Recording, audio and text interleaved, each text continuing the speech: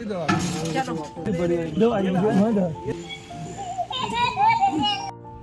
दोस्तों, welcome to Bhavna good life. दोस्तों 30 दिसंबर 2023 आज के दिन मैं पूरा 4 साल के बाद अपनी फैमिली के साथ जा रही थी न्यू ईयर का वेलकम करने। मैं बहुत ज़्यादा एक्साइटेड थी। दोस्तों हम सुबह में लगभग 6:45 बजे अपने घर वसुंधरा से निकले। हमें दिल्ली होते हुए जाना था, तो दिल्ली से हम लोग चल पड़े थ्रू सिग्नेचर ब्रिज, मुरथल, सोनीपत, करनाल, इन सबको क्रॉस करते हुए हमें आगे जाना था। हम कहाँ पर जा रहे हैं ये मैं आपको आगे रास्ते में बताऊंगी। तो हमने इस बार सब कुछ ऑफबिट करने का ही सोचा था। तो पहला हमने अपना टी ब्रेक लिया। मुरथल ना होकर के सोनीपत का जब पहला टोल आया उसे क्रॉस करके जो भी पहला ढाबा पड़ा आहूजा पंजाबी ढाबा, यहाँ पर हमने अपना छोटा सा टी ब्रेक किया और साथ में खाए हमने बथुए के पराठे। जी हाँ दोस्तों, बथुए के पराठे मेरी सासू मॉम बना करके लेकर आई थी। थैंक्स टू हर, उन्होंने रात के 3 बजे उठ करके सबके लिए पराठे बनाए और इतनी मेहनत की। और मेरे बेटे ने खाया था अपना ब्रेड पकोड़ा। एक्चुअली उसको सैंडविच खाना था but bread pakora he available था, तो वो ब्रेड पकोड़ा ही सैंडविच समझ करके खा गया। और हमने बहुत अच्छे से अपना ब्रेकफास्ट किया और फिर अपने डेस्टिनेशन की ओर बढ़ चले।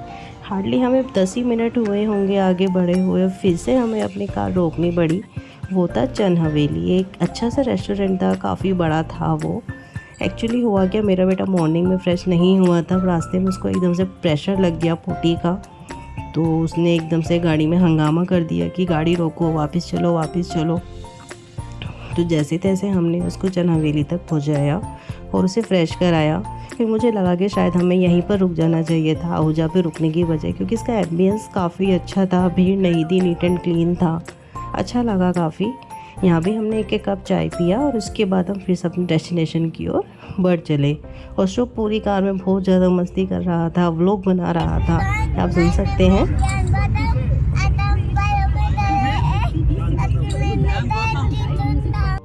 दोस्तों हम जा रहे थे हिमाचल के सिरमौर जिले में श्री रेणुका जी, जो कि हमें नाहन होते हुए जाना था।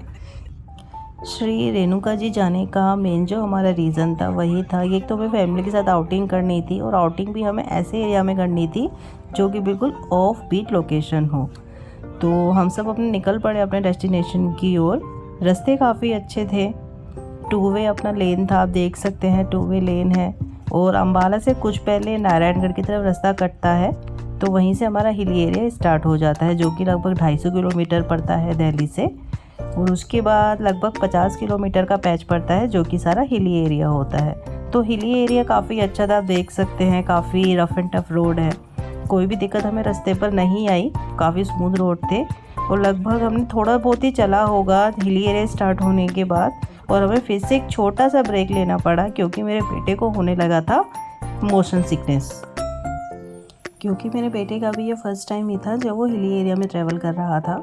तो जैसे ही हिल्स स्टार्ट हुए तो उसको मोशन सिकनेस सा होने लगा। तो हमने एक छोटा सा हमें पॉइंट दिखा ढाबा, जहाँ पर हमने फैंटा पिया मेरे बेटे ने, और उसने फिर वहाँ पर भी खूब सारी मस्ती की, आप देख सकते हैं उसने कितना नौटंकी यहाँ पर हम सबको दिखाई।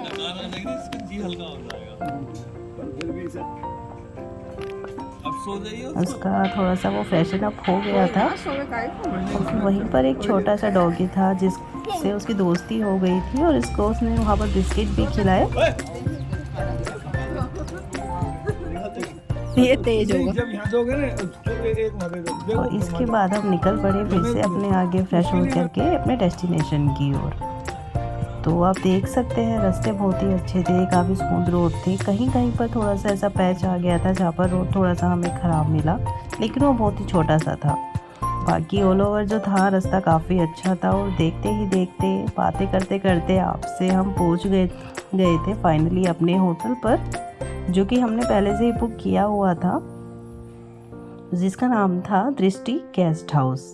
बहुत ही प्यारा सा ये होटल था। अभी मैं आपको इसके सारे रूम्स आपको दिखाऊंगी। तो फाइनली हम पहुंच गए अपने गेस्ट हाउस, दैट इज़ दृष्टि गेस्ट हाउस, जो कि हमने पहले से ही बुक किया हुआ था।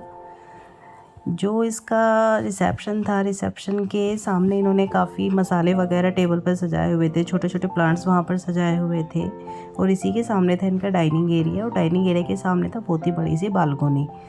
इसी दौरान मेरे हस्बैंड और देवर रिसेप्शन पर बात कर रहे थे और हमने सोचा क्यों ना हम जा कर के उस जो व्यू हमें सामने नज़र आ रहा है उसको एक्सप्लोर करें और जाकर कुछ फ़ोटोज़ वीडियोज़ लें। तो दोस्तों जैसे ही हम लोग बालकोनी में पहुँचे, ये क्या ग्राउंड फ्लोर था और हमने अपना फ़ोटो सेशन स्टार्ट कर दिया। पीछे जो रिवर आपको सूखी हुई नज़र आ रही है, इसका नाम है जलाल रिवर, जो कि समर्स में एकदम पानी से भर जाती है। और इसके बाद तुरंत हम पहुँचे अपने रूम्स को देखने। दोस्तों जो रूम मैं अभी आपको दिखाने वाली हूँ, ये एक्चुअली में हमारे रूम्स नहीं थे, बट ये 2 रूम ऐसे थे जिनके साथ बालकोनी अटैच थी। काफ़ी बड़े कमरे थे और मेरे लिए जो हाइजीन बहुत ज़्यादा मैटर करती है, काफ़ी साफ़ सुथरे कमरे थे। मैं तो रूम्स को देखकर ही खुश हो गई और बालकोनी उससे भी ज़्यादा अच्छी थी। इतना प्यारा व्यू वहाँ से रिवर का आ रहा था और मेरी सासू माँ तो जाती बिस्तर पर लेट गई कि अब उसे यही रूम चाहिए। हमने काफ़ी कोशिश की कि ये रूम्स हमें मिल जाएं, बट हमें नहीं मिल पाई क्योंकि पहले से इनकी बुकिंग हो रखी थी। ये 2 रूम्स थे जो जिनके साथ बालकोनी अटैच थी और जो कि बेसमेंट 1 में थे। ये सेकंड रूम है, आप देख सकते हैं कितना प्यारा सुंदर सा ये कमरा है। साफ़ सुथरा रूम था, बाथरूम एकदम नीट एंड क्लीन था और हाइजीन तो बहुत ज़्यादा मैटर करती है। ये व्यू देखिए, कितनी बड़ी बालकोनी और रिवर का कितना प्यारा व्यू यहाँ से आ रहा है। हम तो बस देखते ही रह गए। इसके बाद हम फाइनली पहुँचे अपने रूम में, जो रूम हमें मिला था। हमने 2 रूम्स अपने यहाँ पर बुक कराए थे, एक सासू माँ का और एक हमारा। रूम अच्छे थे, बस बालकोनी नहीं थी, जैसे कि मैंने आपको स्टार्टिंग में बता दिया था। काफ़ी कंफर्टेबल कोजी से रूम थे, नीट एंड क्लीन कमरे थे।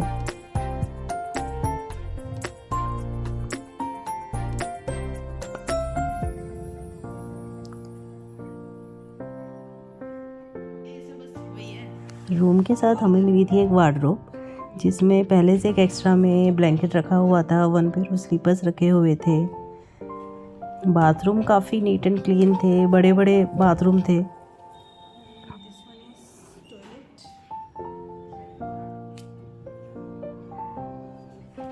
हमारे रूम्स में भी काफ़ी बड़े से कर्टन लगे हुए थे। मुझे काफ़ी एक्साइटमेंट हुई, कर्टन के पीछे क्या हो सकता है, बालकनी तो है नहीं, बट कर्टन के पीछे था धोखा। एक्चुअली में वॉल थी जिसको कवर करने के लिए इन्होंने कर्टन्स लगाए हुए थे। और इसके बाद हम सब फ्रेशन अप होकर के अपना रेडी हो गए जाने के लिए रेणुका जी टेम्पल। कहाँ पर आए हो आप? और शुभ की मस्ती फिर से स्टार्ट हो गई। जैसे ही वो बाहर निकला फिर अपनी दादी के चश्मे लगाए, खूब सारी मस्ती की। कहाँ पर आए हो? पहाड़ों में। पहाड़ों में आए हो? किसके साथ आए हो? मम्मा के साथ। और गाड़ी से आया हूँ मैं। गाड़ी से आए हो आप? गाड़ी गोल घूमती है ना, ऐसे आए हैं। ऐसे आए हो? होटल से लगभग आधे घंटे के गैप पर ही, आधे घंटे की दूरी पर ही था रेणुका जी मंदिर, जहाँ पर हमें जाना था।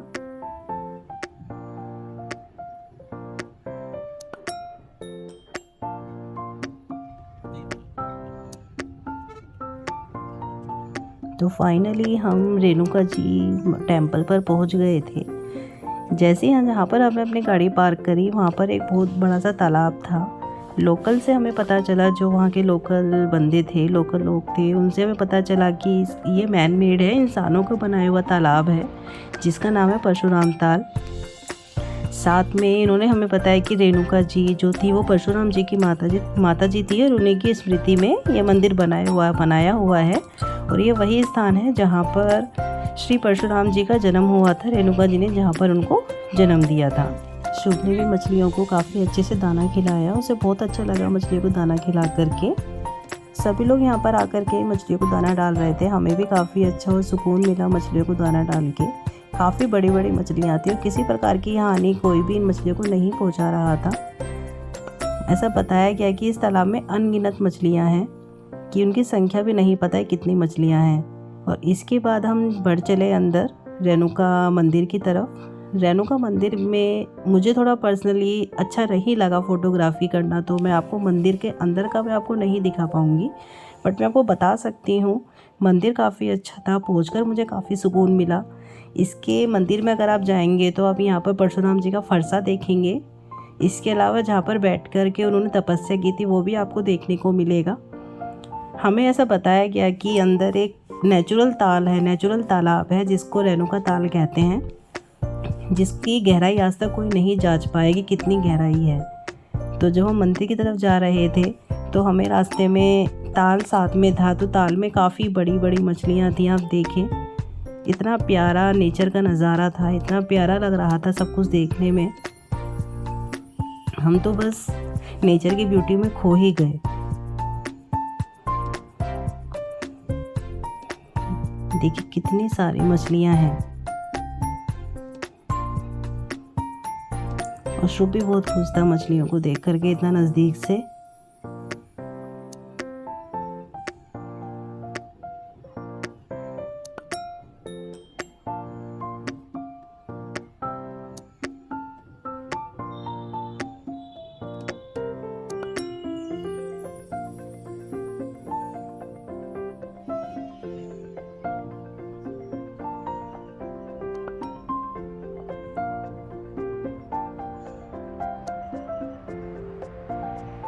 ये पानी का सोर्स आप देख सकते हैं, जो कि रेणुका ताल से आ रहा है।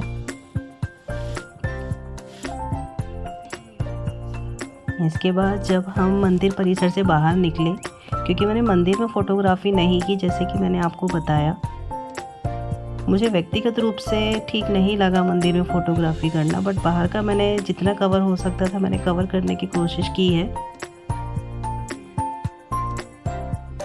काफ़ी सुकून मुझे यहाँ पर आकर के मिला।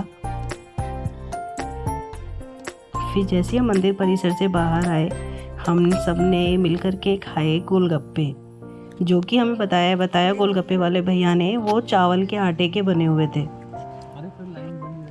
ऐसे गोलगप्पे मैंने तो पहली बार ही खाए थे, और पहाड़ों में तो खास करके काफ़ी यमी थे। इसके बाद वहीं नज़दीक में था एक हैंडपम्प।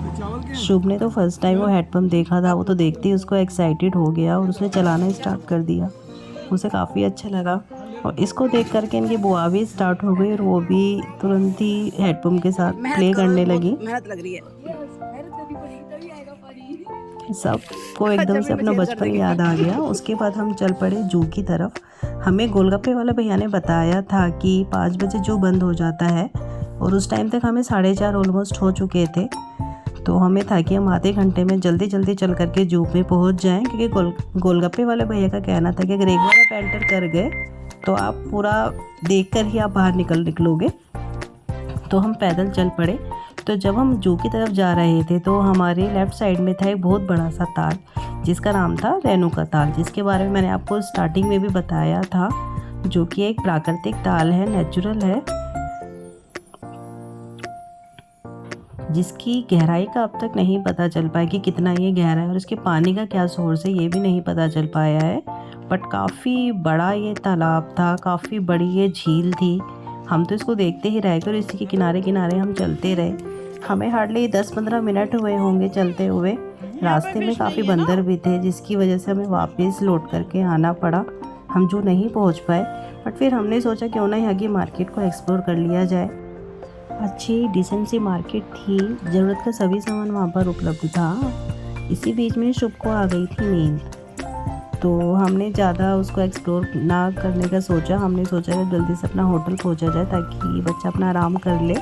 तो हम लोग अपने होटल पर आ गए और डिनर का वेट करने लगे। जब तक हम होटल पहुँचे, शुभ की भी नींद खुल चुकी थी। तो दोस्तों, मोस्ट ऑफ द टाइम क्या होता है, हमें होटल का खाना बिल्कुल पसंद नहीं आता है, बट इनका खाना इतना यमी था दोस्तों, बहुत ही अच्छा खाना था। शुभ तो अपना ऑर्डर भी करना उसे स्टार्ट कर दिया था।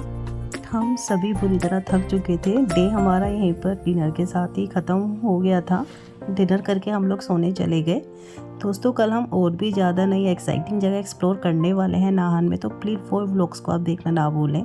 साथ ही अगर आपको आज का व्लॉग अच्छा लगा हो तो प्लीज़ चैनल को सब्सक्राइब करें और बेल बटन को ज़रूर प्रेस करें, जिससे कि आने वाली वीडियोज़ की नोटिफिकेशन आपको मिलती रहे। Till then, bye bye.